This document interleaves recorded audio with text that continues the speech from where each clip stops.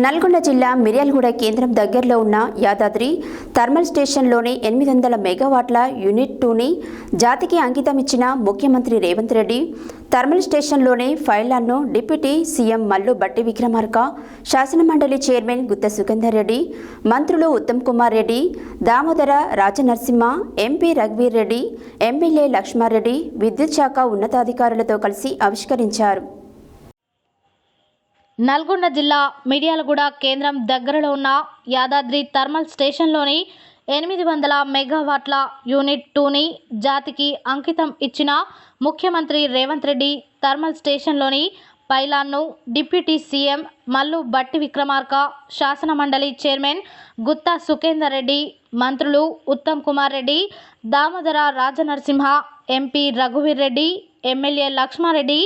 విద్యుత్ శాఖ ఉన్నతాధికారులతో కలిసి ఆవిష్కరించారు. ఈ కార్యక్రమంలో నాయకులు తదితరులు పాల్గొన్నారు.